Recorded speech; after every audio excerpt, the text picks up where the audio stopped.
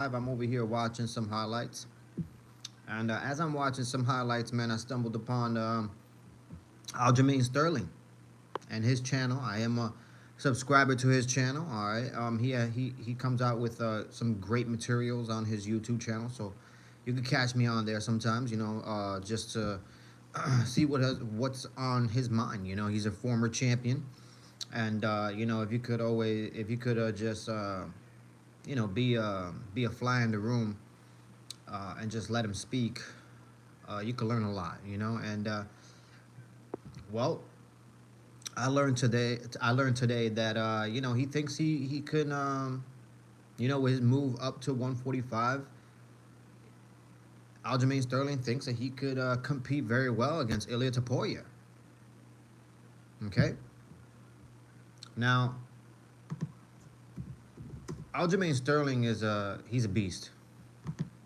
He's a beast. His Brazilian Jiu-Jitsu is really really good, but when he gets your back, that is where he does his damage. That guy is if you had a rank or give a rating to his ability to get your back and hold your back and finish you from that position, I say it's probably like 98. It's probably like 98. Aljamain Sterling is really, really good at implementing a game plan. Okay? We saw that with Peter Yan. The second fight with Peter Yan, he implemented a really, really good game plan, nullified his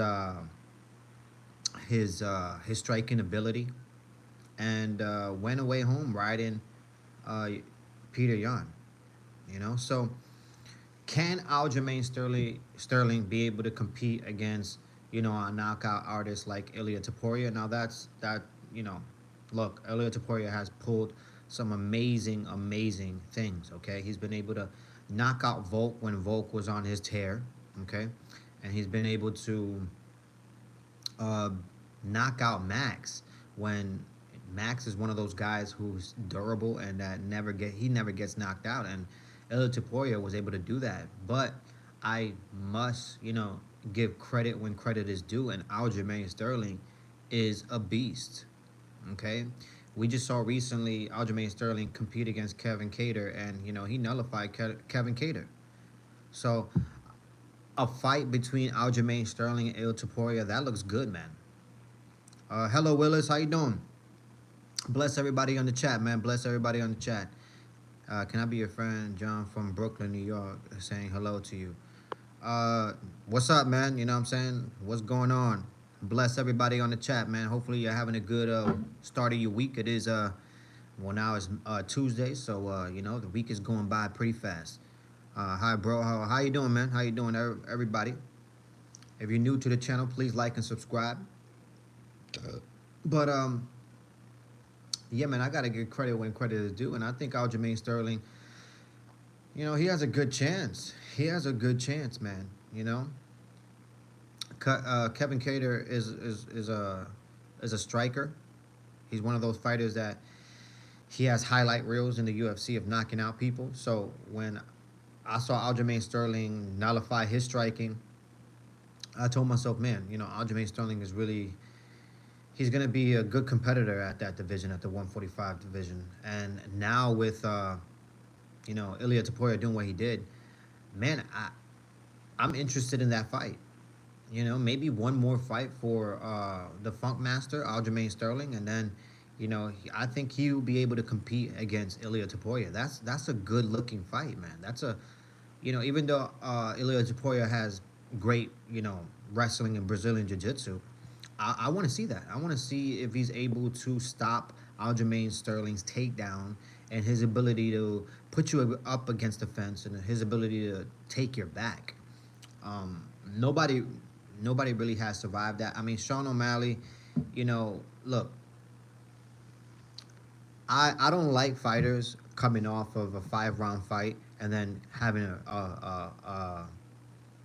quick turnaround, within 2 to 3 months, and fighting somebody else. If you're gonna have a 5-round barn burner fight, I say you need at least to 8 months minimum to recoup from that 5 round fight, especially if it was a hard earned win 5 rounder.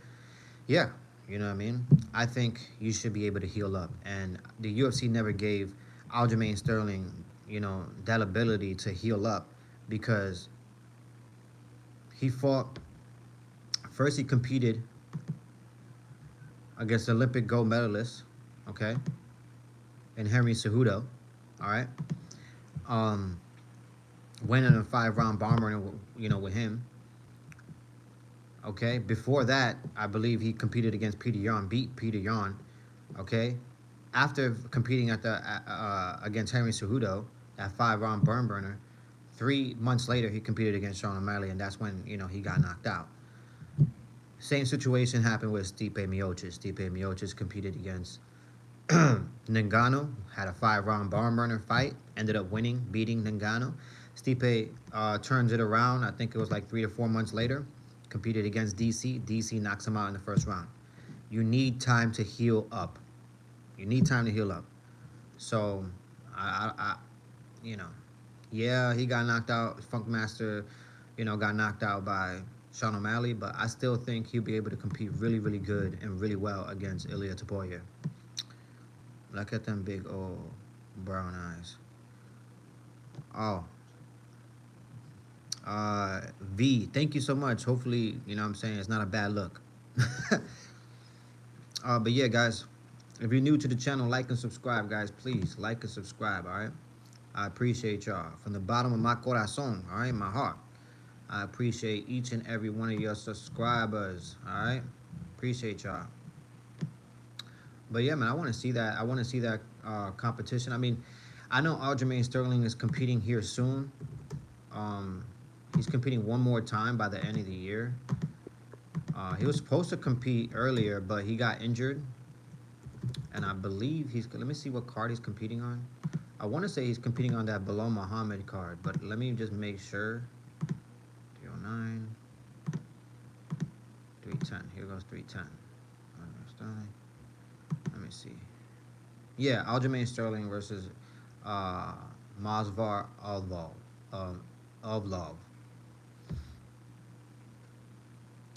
Nah, just coming through, watching what people are doing, raising up the community. Oh, thank you for the Riz. I appreciate that. I appreciate the Riz, Hannah. Ilya has the ground game to roll with Funk. It'll end up on the feet, and he'll get starched by Topuria. All right, Masvar and Funk is a 3 round grappling match. Yeah, you're right. You're right. It is a 3 round. That's gonna be a good fight. I think that's gonna be a good fight still. You know what I mean? I mean, he's 18-0. Aljamain Sterling is gonna go up against an undefeated fighter, and if he's able to get through, that undefeated fighter, I say, Aljamain Sterling should be able to compete against Ilya. And look, yes, Ilya has the punching power. Yes, Ilya, like I said, he's knocked out two, legends in Volk and Max. Okay, but I'm sorry. I still want to see that. I still want to be. I want to see it. I want to see it. You know what I mean? Because Aljamain Sterling, nullified Peter Yan, which was very impressive, and then he was able to nullify Kevin Gator. Kevin Gator, and that guy is a really, really good striker as well. So, yeah, I want to see Aljamain Sterling compete against Ilia Topuria. I don't know when, but soon. Soon. Um, yeah, because we all know Volk is going to be, you know, the next one at the crack of the bell. So that's going to be when you grab a beer from the fridge. Most likely, you know what I mean? Most likely, you know what I mean? But look, I like grappling. You know what I mean? I like grappling, I like the whole aspect of mixed martial arts. So I mean, I'm not one of those guys that don't appreciate, the ground game. So I mean, hey, it is what it is. Some people don't like it, some people do. As far as me, I'm entertained, man. So I want to see that. Maswai couldn't sell me water in a desert for real. I got you. You're right. You're right. You're right. He doesn't. Yeah, he's a little bit I guess on the quiet side. But come on now, if Aljamain Sterling is able to get that win, I mean, who would he fight next? Who would Aljamain fight next? Who doesn't like some grappling? There you go, Hannah. There you go. Look at Hannah over here, raising up the chat over here, bringing up some grappling. Excuse me.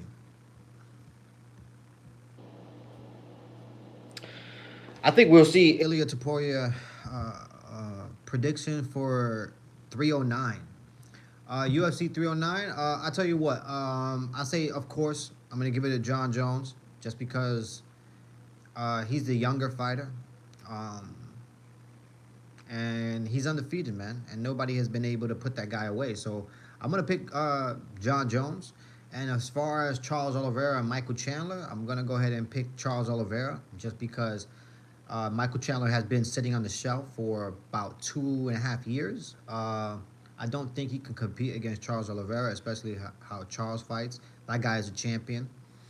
And we all saw how that first fight went. So I picked Charles Oliveira. As far as Bo Nickel and Paul Craig, I think Paul Craig is going to be able to surprise everybody and pull this one off. That guy has great striking. Okay, he has good striking, and he has underrated submissions. Okay, Paul Craig, I think he's going to be able to pull off something amazing, and everybody's going to be surprised. I think Bo Nickel gets his first out. That's what I think. That's my predictions for UFC 309, guys. All right, y'all. Have a good night. Hope the fights are good and the best are profitable. That's what's up, Hannah. Bless, man. Bless. Like and subscribe, okay? Like and subscribe, guys. If you're new to the channel, please like and subscribe. All right, let's stay connected. If Aljo beats Masvar, he'll pull Ortega a year or Arnold Allen probably. UFC won't be jumping at the gun to give him the fight. You know what, Z Cook, you absolutely right about that. You know what I mean? For some odd reason, the UFC and Dana White they don't like Aljamain Sterling. You know, unfortunately. So, of course, that's a pipe dream for me. You know, saying that if Aljamain Sterling wins once more, um, he'll be able to compete against Ilya Taporia. That's a pipe dream for me. You know what I mean? That's just a dream matchup for me. But to be real, um, yeah, you're absolutely right. You know, most likely the UFC is going to do everything they can to keep Aljamain Sterling's away from Ilya Taporia. But to be honest with you, I think the UFC, I think the UFC will book it because I think they'll have, I think they'll have trust in Ilya Taporia knocking out Aljamain Sterling, and it'll just be another highlight reel for the UFC and Ilya Taporia. So you never know how it goes, man. You never know how it goes. But you're absolutely right. Do you think Ilya will go up and fight Islam? I think of, I think eventually, you know what I mean, he can if Islam is still there. But I think right now he needs to focus on the division. You know what I mean? I think he needs to focus on the division. I believe this is his first title defense against Max Holloway, so he needs a lot more title defenses before he thinks about moving up. In my opinion, just in my opinion, maybe I say like I say maybe 3 to 4 title defenses. 3 or 4 title defenses, and then yeah, I say I say he'll be able to move up.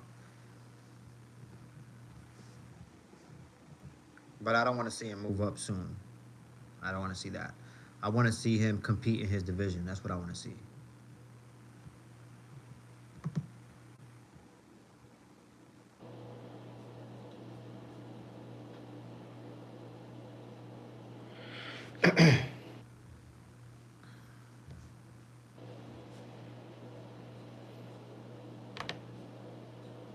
And to be real, I mean, I don't know. I don't know how that fight will look. You know what I mean? I really don't know how that fight will look. It's a different approach, right? Fights makes matchups. Fighters make matchups, you know. So I don't know how that fight would look, guys. Islam versus El Topuria, you know.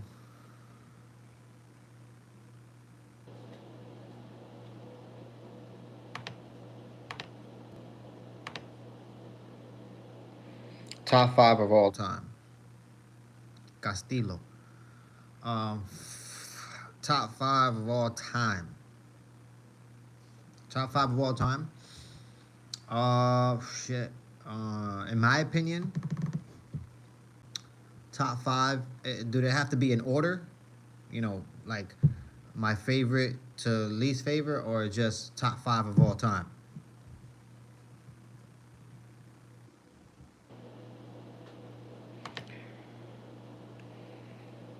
Any order. Okay, any order. Any order. Let me see. All right. I have to pick.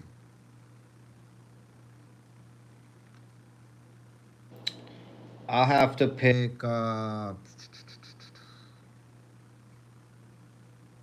me see. Let me see. Let me see. I have to pick Anderson Silva first. This is no particular order, but I'm picking Anderson Silva. I'm picking.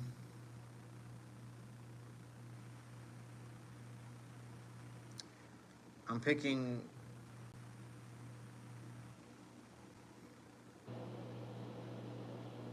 John Jones. Okay, so we got Anderson Silva, John Jones. I got three more. So Anderson Silva, John Jones, George St. Pierre. So Anderson Silva, John Jones, Jordan St. Pierre. Uh, shit.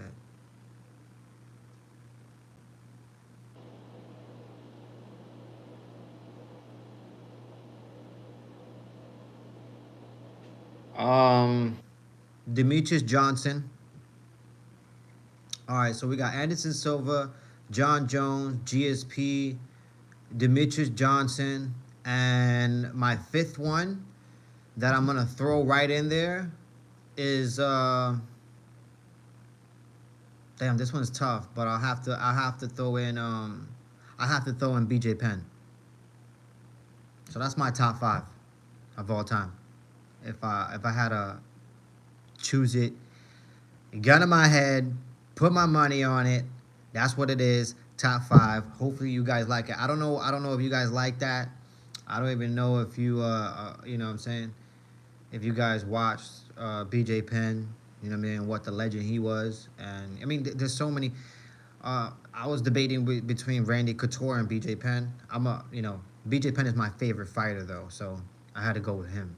But Randy Couture can also be top five, man. You know, Randy Couture was one of the first to win, if not the first to win, you know, two belts, you know, in different divisions. So Randy Couture belongs up there as well. The guy is a legend.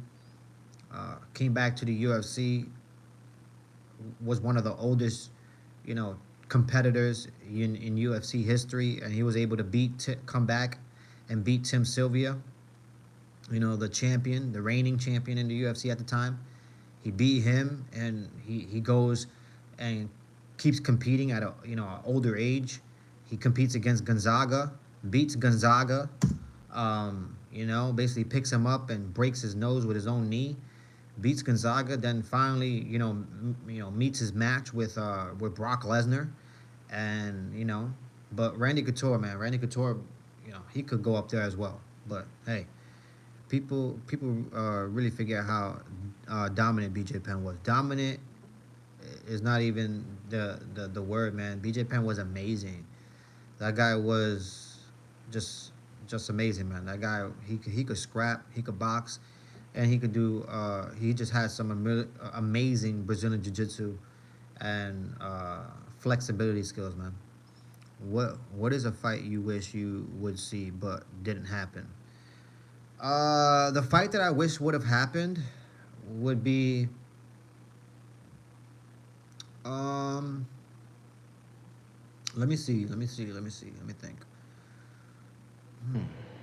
What's a fight that didn't happen that I wish would have happened?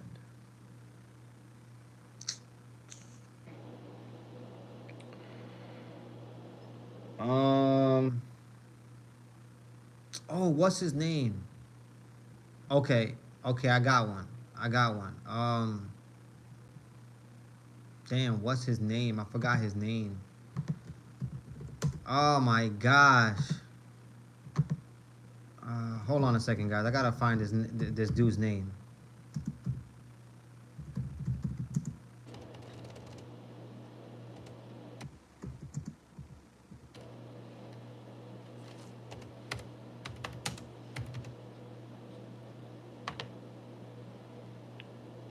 Hold on, guys. I gotta find this dude's name, man. I don't think I'm gonna be able to find it here. Oh my gosh, no, I'm not gonna be able to find it. Gosh, damn, what's his name? Hey, all right, guys. Hey, if you're new to the channel, guys, like and subscribe. Please like and subscribe. It takes minimal effort to give me the thumbs up, guys. Come on. But guys, help me on the chat. This is a former fighter. He competed in the. I want to say he competed in the lightweight division. He was a African American. He's a black dude, and he was just disgusting at the lightweight division. But he was so big for that division, and he ended up competing. Oh, I know how I find him. He ended up competing in the, I want to say in the light heavyweight division later on in his career, and he fought DC. So DC fight results.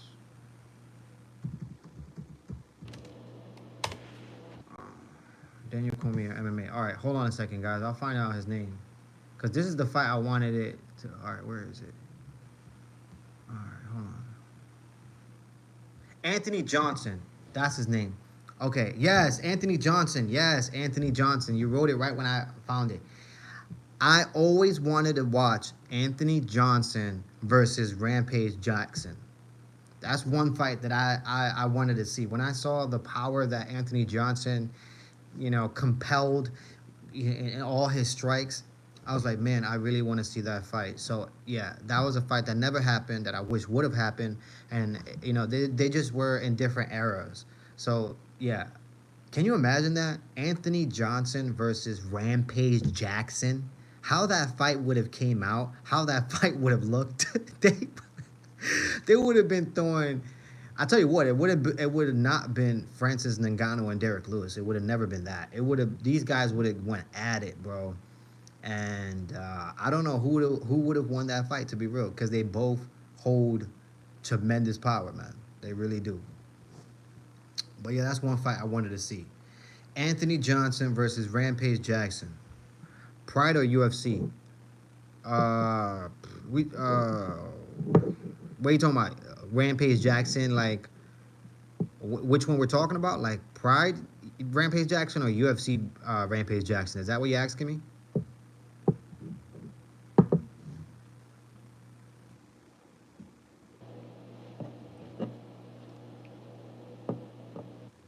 Yeah. Um, Damn, that's a good question. Because that's a good question because Rampage Jackson was a totally different fighter when he was fighting in the UFC than how he was fighting when he was in Pride. Those are two completely different fighters. You know what I mean? They really are. Uh, I'll say UFC, Rampage Jackson, and I want to be real specific. I want to say right when he came into the UFC and fought like against Chuck Liddell, ends up knocking out Chuck Liddell, and then ends up competing. Later on, Vanderlei Silva ends up knocking out Vanderlei Silva. Uh, Ends up competing against Forrest Griffin. Didn't win that fight, I believe. He didn't win that fight, but it was a good showing. So yeah, I say UFC Rampage Jackson because he had everything honed in.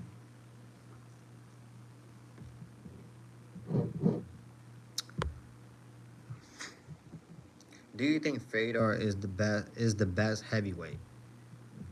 He was man, arguably one of the best heavyweights, if not like one of the best fighters. You know what I mean? A lot of people put him on their top five. You know what I mean? I don't put him on my top five. Uh, just or I just think there's better people there who their resumes just speak volumes. and the people that they were competing against were very very high level versus um, Fedor. There's some questionable people who he fought on his resume. But don't get me wrong, the dude is a monster. The dude is a killer. You love you love Pakistan? Do you think you love Pakistan?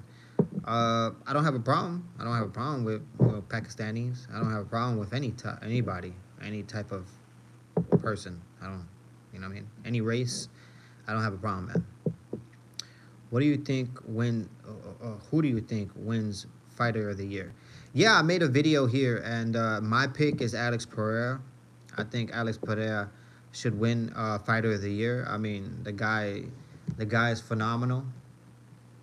Um, yeah, Ilya Tapoya has a great resume. Don't get me wrong, but Alex Pereira, you know, he fights whenever. Like he fights if he's hurt. He fights if, you know, anytime, anywhere type of guy, and he's a highlight reel. He's like the new Anderson Silva. You know, every time you hear Alex is fighting, in your head you're like, oh, I'm gonna watch that fight, just because you know for a fact it's gonna be a highlight reel knockout, or it's gonna be a very entertaining fight. So, yeah, I pick Alex. Alex as the Fighter of the Year. That's my opinion.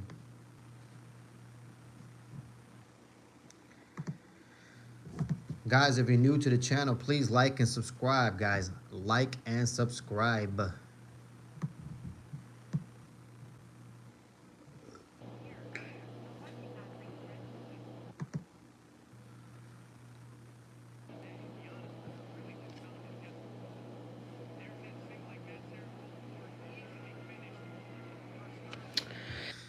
But yeah, man, if I had to play matchmaker, I think the UFC needs to definitely matchmake Aljamain Sterling versus Ilya Tapoya. I want to see that fight. I want to see that fight. I don't care what people say. I don't care if they say Ilya Tapoya will knock him out in the first second of the round, of the very first round. I don't care. I want to see that fight. I want to see if he could do it. I think Aljamain Sterling, I mean, he'll be able to, I think he'll be able to do some, funky stuff that a lot of fighters wouldn't be able to do. Do you know Manny Pacquiao?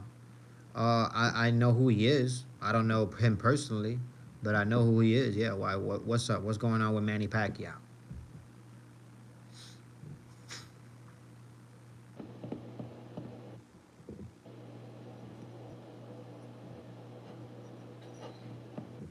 What's going on with the Manny? What's going on?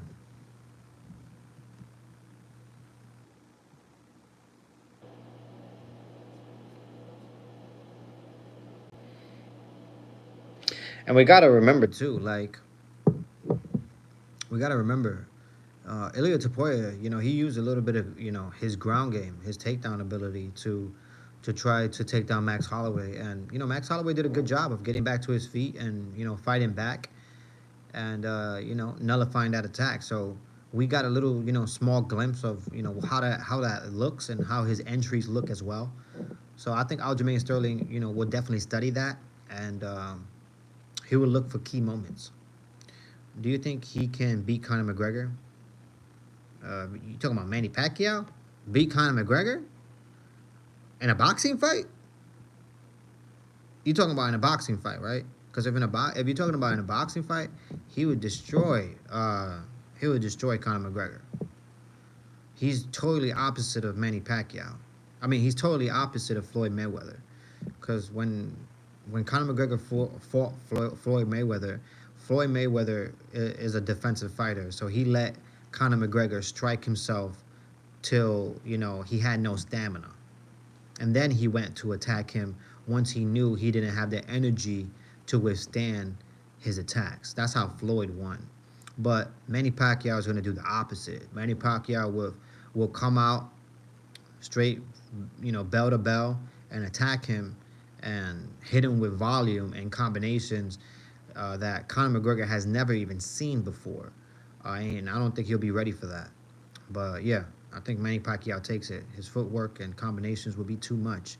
It's all about the sweet science when we're talking about boxing. And let me tell you something. I've been in there, in the boxing ring with a straight up boxer who's been boxing for years, and I'm not afraid to say I got my ass rocked. Okay, multiple times. All right, and no, no, boxing is totally different than MMA. The head movement is different. The your foot placement is different. There's a lot of things that are different. So I think Manny Pacquiao takes that one for sure. I put all my money on Manny. Who do you think is the most underrated champion? I think the most underrated champion right now that we have, I'll have to say, I'm sorry, bottom line, he gets no respect from nobody, not even the UFC, not even his opponents. I'll say is Bilal Muhammad. I think Bilal Muhammad would be one of those fighters that a lot of people don't really like, and they're actually surprised that he ended up beating Leon. You know what I mean? And he ended up capturing that welterweight title. I think he is the most underrated, most not respected title holder the UFC has right now? Good question, by the way. But yeah, guys, I've been out here for 30 minutes. Bilal Muhammad can be an underrated champ with not with no wait. Bilal Muhammad can't be an underrated champ with no title defenses. Well, Z Cook, I get you. I get you. I mean, okay, okay. Since you said that, I'm gonna analyze this. I'm gonna analyze your comment. Since you said that, all right.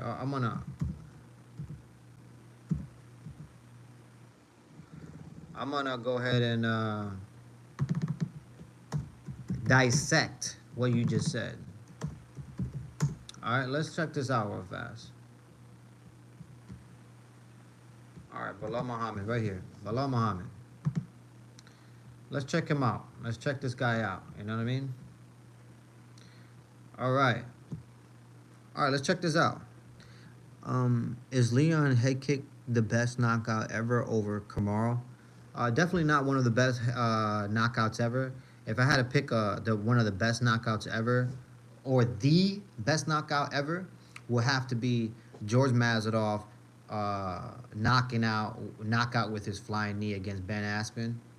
I think, yeah, I think that'll be the highlight of the UFC and the highlight of George Masvidal's career, actually. But that is a real knockout and a real highlight reel and one of the best, if not the best knockout of all time.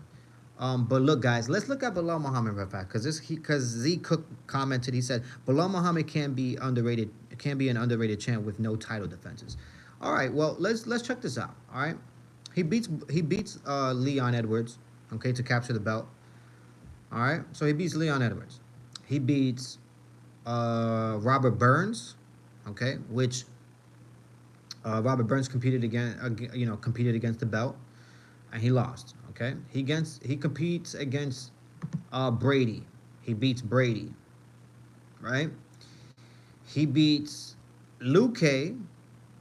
He beats Thompson, and he beats Maya.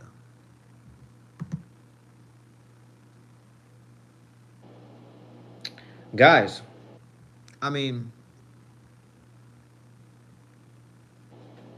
after he defends his belt probably one time, maybe even two times, he's gonna have to fight all the people that he fought already. Do you understand what I'm saying to you? Bilal Muhammad has fought everybody. Everybody on the top, he's fought them. So his next title defense, which would be against what's his name? I forgot his name. What's his name?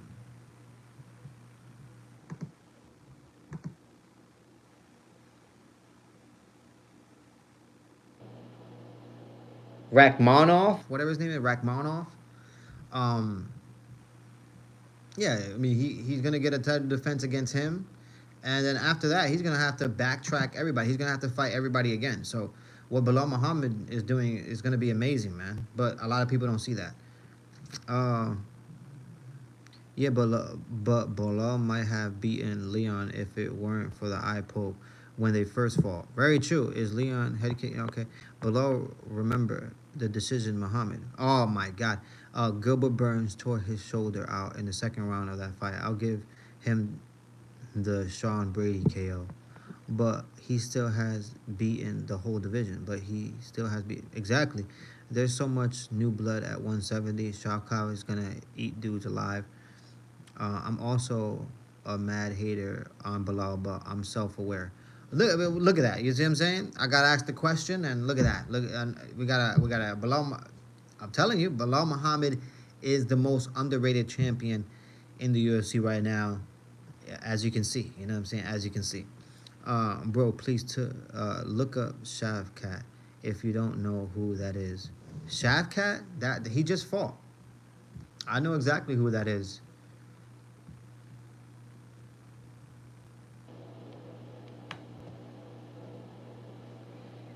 You think? Well, he didn't. I mean, he didn't just fight. I mean, they're going to fight. Shavkat is going to fight. Shavkat is going to fight against Bilal Muhammad, and I know who that is. He's undefeated. He's a good wrestler. Don't get me wrong, but I don't see him beating Bilal Muhammad. I think that's a good fight. I think it's going to be entertaining, but I don't see him beating Bilal Muhammad. Shavkat, not Kamzat. Chamzat.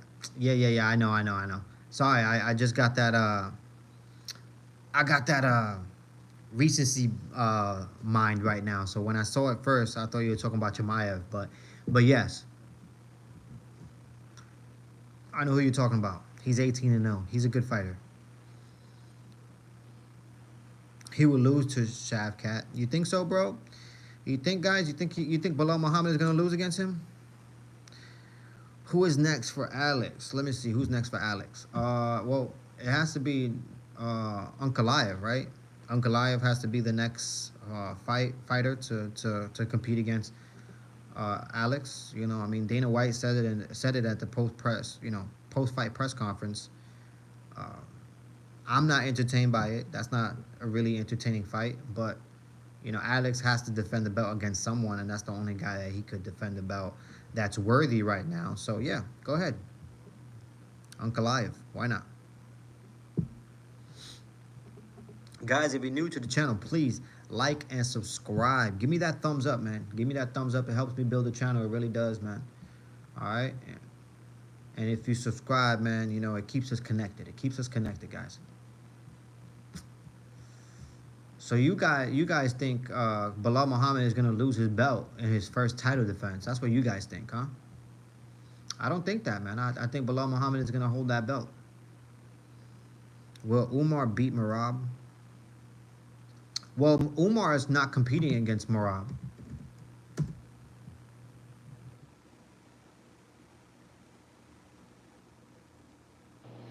Umar is gonna compete against somebody else.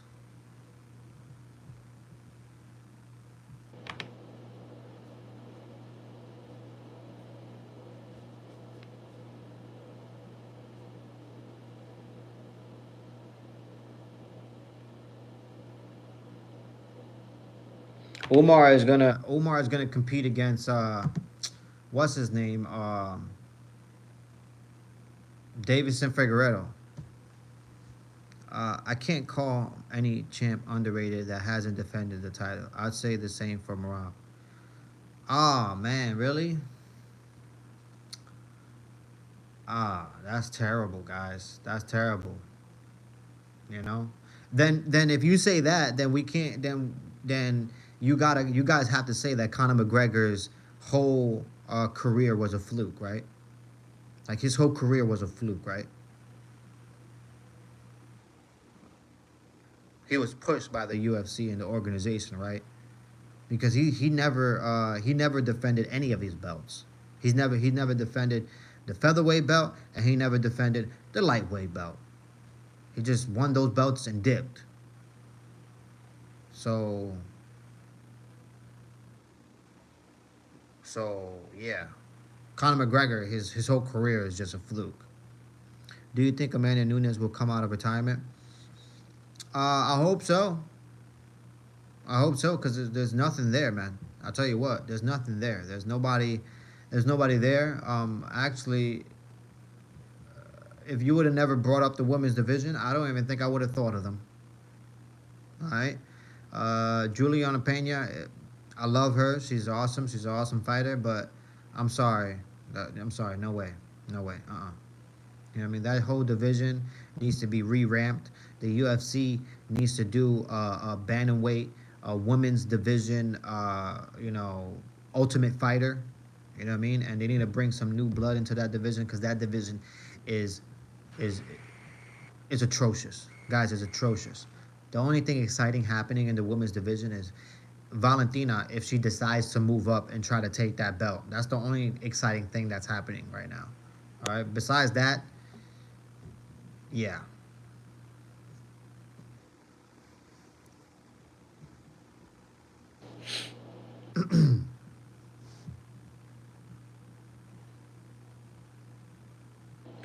I say Bilal Muhammad beats his next opponent. He defends his belt, and I also think Marab defends his belt too and beats his next opponent. Man, those are two good champions, great champions, man, underrated champions. Do you think there is any rules they should take away? Like you can't do 12 to 6 elbows. Well, actually, that's changed. You can do 12 to 6 elbows now. That's actually changed as of recent. You can do 12 to 6 elbows. Uh, yeah, they changed a lot of the rules. They changed a little bit of the rules here, So you're able to do that. Yeah, you could do some 12 to 6 elbows. I mean, let me see what rules.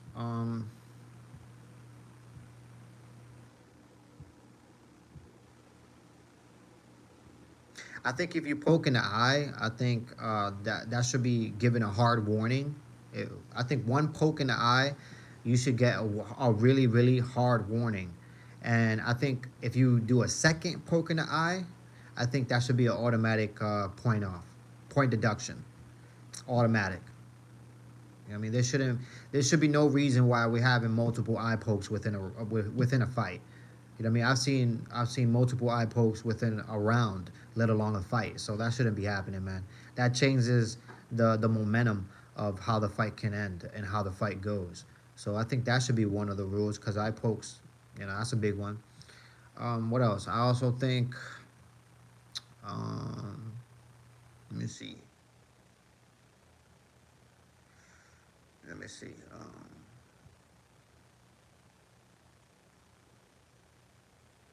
Yeah, that's about it. And you know, yeah, and I saw the knees to ground opponent, and I saw the knees to the ground opponent. Yep, you could give some knees to the ground opponent now. Some rules have changed. Some rules have changed to give the viewer more entertainment. They don't want any more stagnant positions. There was some stagnant positions like Aljamain Sterling. He would play that game a lot where he would have his knees to the ground and you can't knee him. He'll play that game, and that's kind of a stagnant position to be in, especially from a viewer's perspective.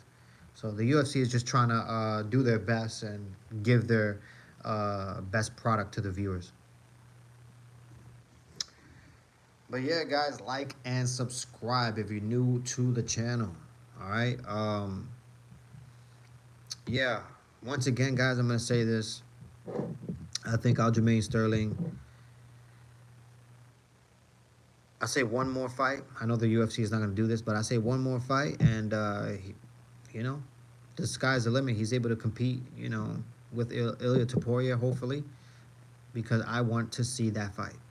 Classic ground game versus striker, and that's what I want to see. Do you think Sean is next to fight DDP? No, no. I already made a video on that as well. I think Chimaev should definitely get the next title fight, in my opinion, just because I mean, come on, man. What he's been able to do is amazing. Going in there and beating Whitaker the way he did, unscathed, never touched, not even a inkling of damage was done to Chimaev. Okay? And he fought the Reaper Whitaker. The way he beat him, yeah, I think Chimaev should be the next guy on the competing for the belt. That's what I think. And if they don't do that, the UFC is doing a big mistake because they could sell out a whole baseball stadium over there in Africa. DDP versus Chimaev. You put that fight on, I'm not even kidding around. I might just book a flight to Africa. I never even been out of the country. And I'm telling you what, you book that flight, I'm going to Africa. I'm booking my ticket, getting my hotel, and I'm flying out there.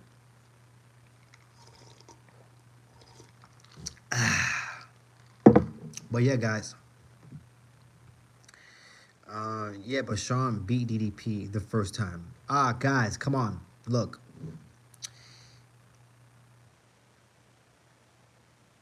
I have to rewatch that fight. I don't want to say who won that fight. You know what I mean? I have to rewatch that fight. Okay, I watched that fight and I remember it being super competitive, super competitive. It could have been a toss up. Okay, but at the end of the day, DDP won. Okay, and it wasn't that much of an entertainment. The fight wasn't entertaining. You know what I mean? They were just standing in front of each other, throwing punches. Sean Strickland was doing his his fully shit, trying to make DDP miss, and DDP did a good job of pressing forward with his unorthodox Keith Jardine type punches that come from literally out of the universe into back into to the stratosphere of Earth. Literally, his punches come from out of nowhere. All right, it just didn't look pretty. The fight didn't look all that good. So in my opinion, no, I think Sean Strickland shouldn't be the next one to get the title fight against DDP. Just for that reason. All right, that's my opinion. Yeah. Do you think DDP will go up and fight Alex? Another one. I don't think he should. I don't think he should do that.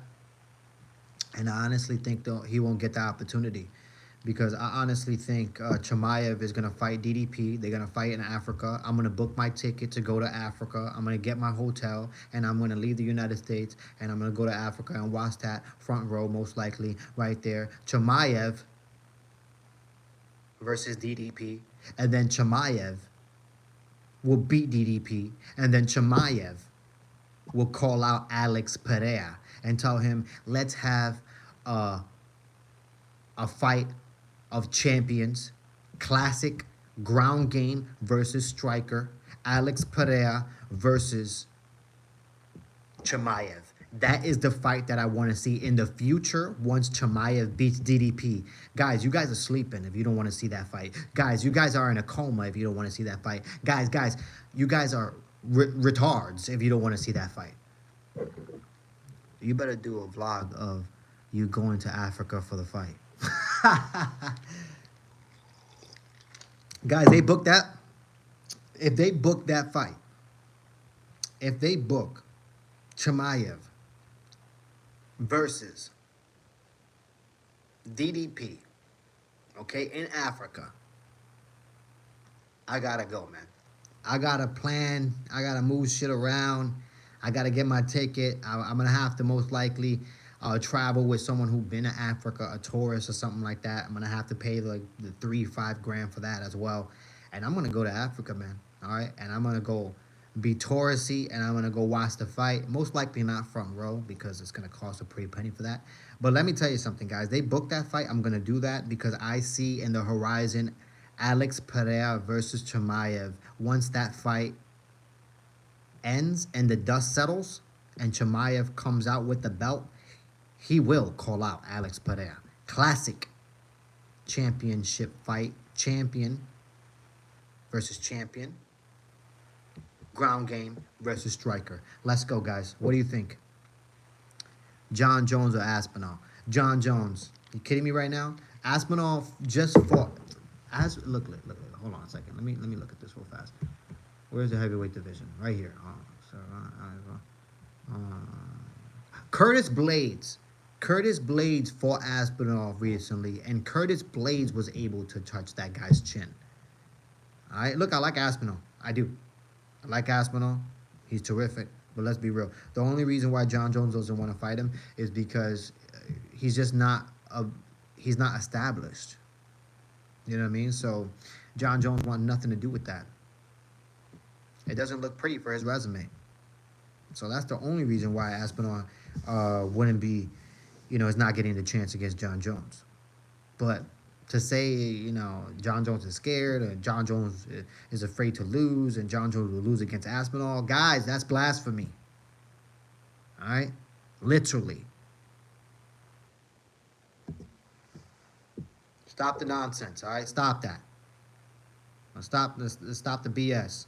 John Jones is John Jones. Even if you don't respect him, even if you don't like him as a human being, even if he's out there making mistakes, smacking his wife around, even if he's hitting his head on top of a cop car and telling the cops and he hates their guts. Look, even because of all that, the guy's amazing.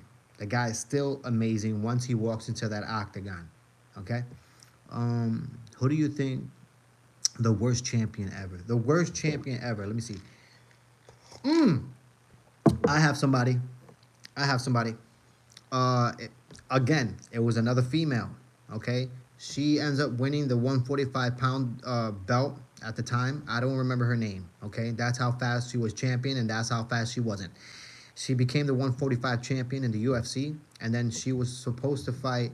Um, what's her face? Oh my gosh, are you kidding me right now? How can I not? How can I not think of her name? Oh my gosh, now I can't think of her name.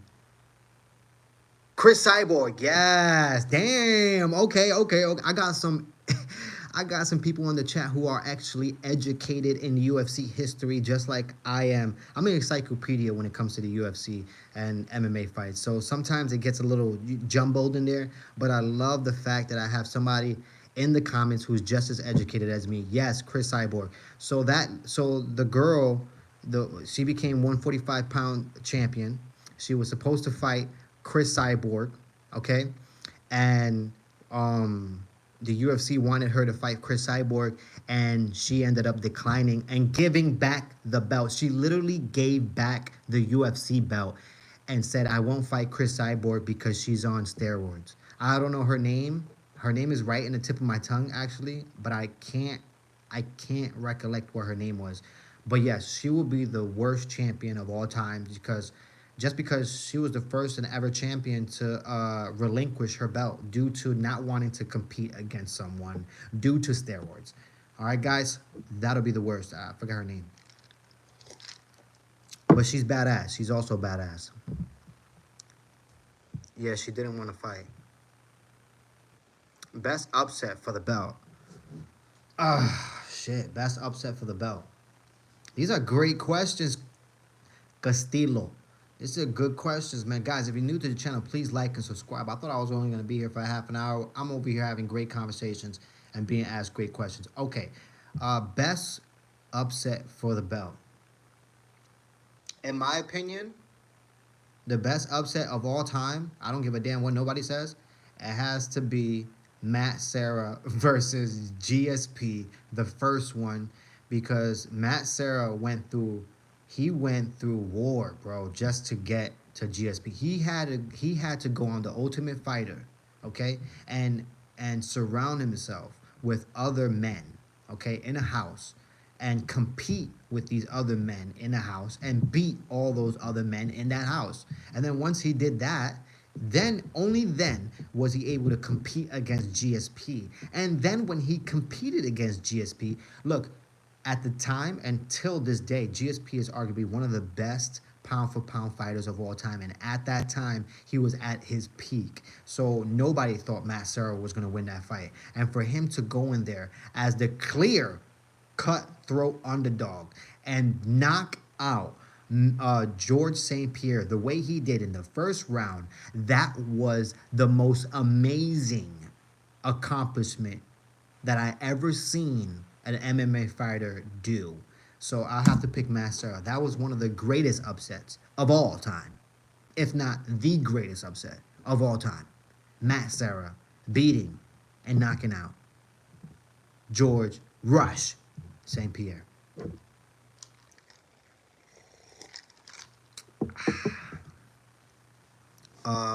For me, Michael Bisping and Mitchell Serra. Oh, like Michael Bisping beating what's his name for the belt? Luke Rockhold. That's a good one. That's a good one. You know, that's a really good one. You know, Michael Bisping is one of those dogs too. He stood in the game for a while, just like Matt Serra did, and ended up, beating the champion, the person that they thought they couldn't beat. Best tough season.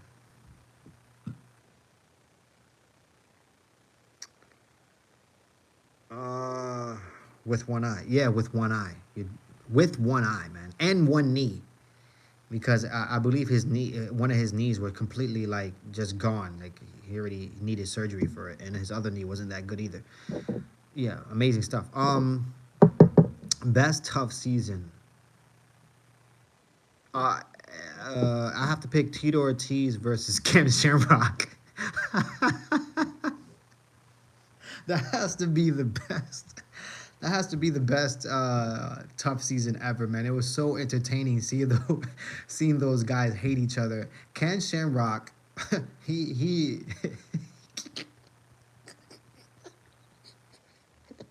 I'm laughing right now just at the thought of Ken Shamrock.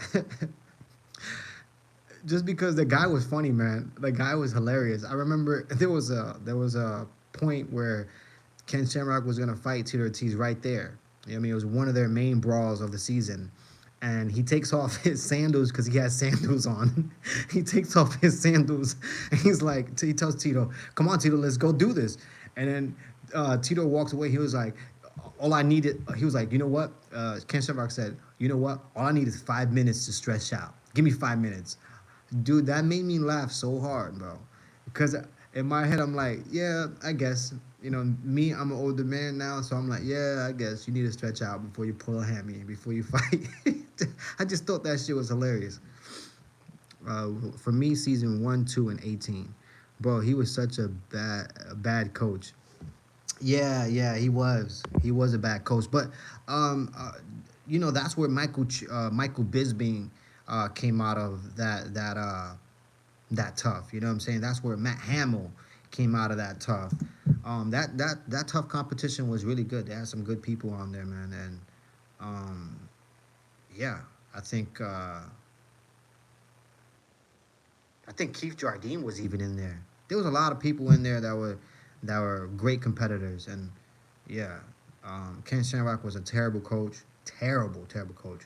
But Tito Ortiz was a really, really good coach. You got to see another side of Tito Ortiz that we didn't, get a chance to see. Everybody thought Tito Ortiz was stupid and he was not educated, and you really got to really you got a keen eye. You got to see his keen eye for MMA and his ability to put on a game plan. The guy was very, very educated. Yeah, season 1, Kenny, Chris Lieben, and Forrest. Yeah, that was season 1, man. That was season 1. And don't forget, uh, what's his name? Stephen Bonner. Let's not forget the legend. You know what I mean? Look, I understand. You know what I'm saying? Forrest Griffin is Forrest Griffin and everything, but the Stephen Bonner had to, be a good dance partner. You know what I mean? So don't let's not forget about Stephen Bonner, man. I remember I remember watching season 1, and the whole time I'm watching season 1, I'm going for Stephen Bonner, man. They made the use with that fight,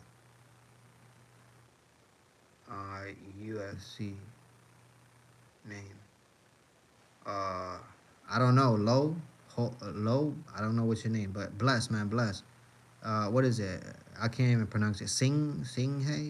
I don't know how. I can't pronunciate that, guys.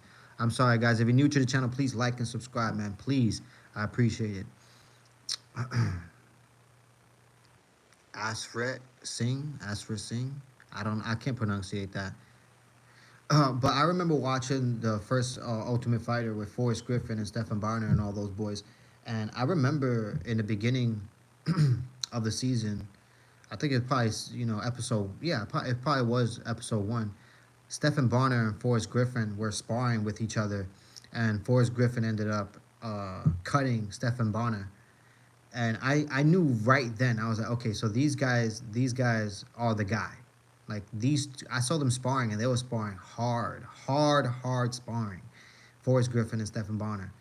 And I was like, okay, so this is gonna be the most likely the two guys who's gonna make it to the fight, like to the end. And those were the two guys that made it to the end: Stephen Bonner and Forrest Griffin. Where are you from? From the U.S., United States. From the U.S., the United States, man. That's where I'm from.